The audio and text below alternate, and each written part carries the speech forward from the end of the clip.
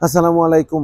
ভারতের সাথে ম্যাচটা খুব বাজেভাবে হারার পর নিউজিল্যান্ডের সাথে ম্যাচটা মূলত পরিণত হয়েছে টুর্নামেন্টে বাংলাদেশে বেঁচে থাকার লড়াইয়ে। এখন নিউজিল্যান্ড অনেক কঠিন একটা প্রতিপক্ষ, বিশেষ করে তারা যে পরিমাণ ভালো ফর্মে রয়েছে।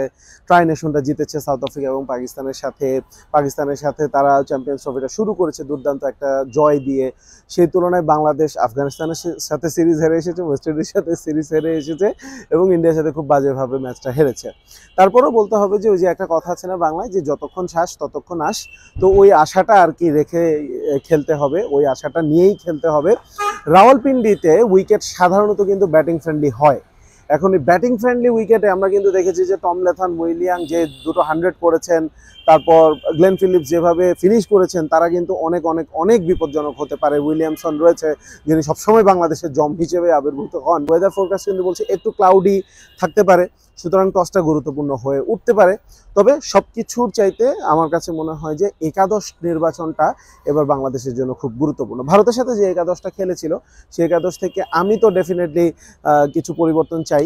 নাম্বার ওয়ান, মাহমুদুল্লাহ রিয়াদ যদি ফিট থাকেন, আমি মাহমুদুল্লাহ রিয়াদকে অবশ্যই দলে চাই। খুব ভালো ফর্মে ছিলেন।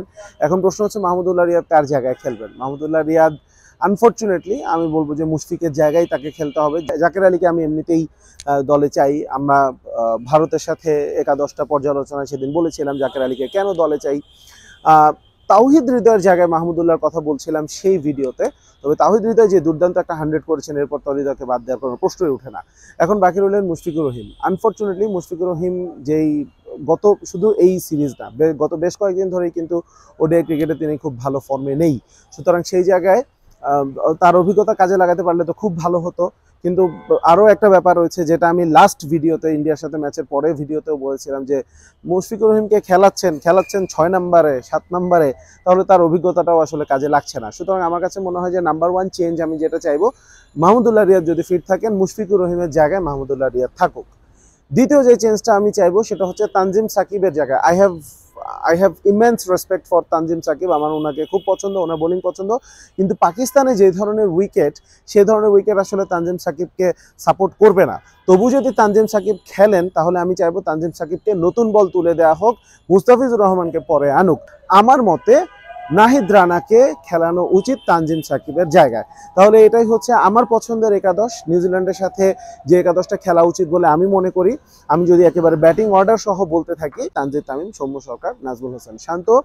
4 নম্বরে মিরাজকে খেলানোর পক্ষপাতী আমি না, সেই জন্য 4 নম্বরে আমি তাওহিদ হৃদয়কে খেলাবো। 5-এ আমি খেলাবো মিরাজকে। 6-এ খেলাবো মাহমুদুল্লাহ রিয়াদ, 7-এ জাকের আলী অনিক, 8-এ রিশাদ হোসেন, তারপর হচ্ছে তাসকিন, নাহিদ রানা এবং মুস্তাফিজুর রহমান।